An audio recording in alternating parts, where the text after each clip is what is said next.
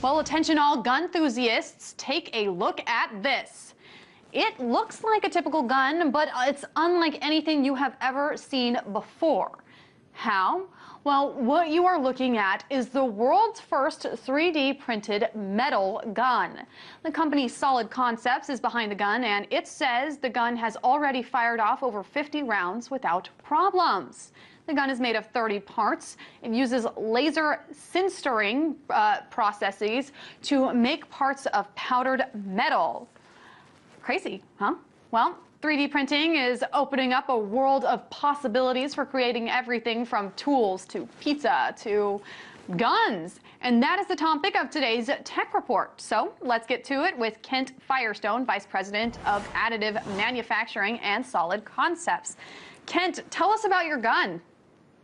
Well, it started as an R&D project just to see if the processes that we use would hold or stand up to the stresses involved in a firearm.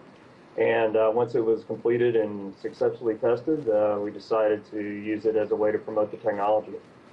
And how long have you been working on this project for? It wasn't a focused R&D effort, so we started building parts a few months ago, and just whenever we had space and builds, we'd throw some parts in. Is it safe? Yes, very safe. The metals we use are standard metals that you would find in the regular world. A lot of our parts that we make go into service immediately in different types of high-stress environments.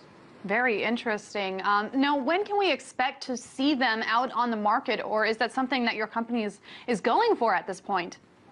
It's really not why we did it. It was more of an R&D project. We have had some interest in possibly doing a limited edition, a limited run of these next year. We're still considering our options there. But long term, it's not a cost-effective manufacturing process for firearms. It's really more useful in the R&D of new firearm technologies. And that is a question that I was going to ask you, is how much it costs to produce one of these in comparison to a traditional gun. Obviously, the research and development stage is much more expensive, but can you give us an estimate of what it would cost? Our best estimates at this time would put our cost on this kind of at the high end of a similar model pistol that you could buy. So our cost would be close to the retail price of a really high-end 1911 pistol, around $4,000 maybe. Wow. Now, meanwhile, other companies in the 3D printing industry are working on plastic guns. Federal law enforcement officials have stressed how dangerous these guns are because they are made of completely out of plastic, or if they could be, then they would be undetected by metal detectors, etc. Now, a longtime ban on undetectable firearms is scheduled to expire on December 9th. So I kind of wanted to get your thoughts on plastic guns. Personally, obviously, one of the things to make sure everybody understands is there are a lot of firearms on the market today that are made out of plastics. It's just a different type of manufacturing process.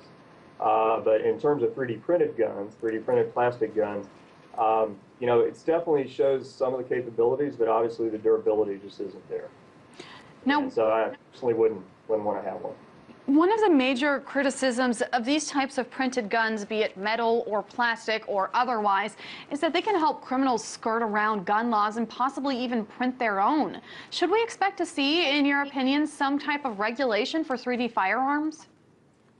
I don't know if there'll be regulations, but I can say that if a criminal can afford to get a metal 3D printer, he can more than afford to go buy as many guns on the street as he'd like illegally. So, I don't believe that this is going to increase their access to weapons. Any previews of what's coming out next from your company? We make hundreds of thousands of parts for thousands of clients a year. So we don't have anything big to splash out yet, but we're constantly doing innovative R&D work for other people.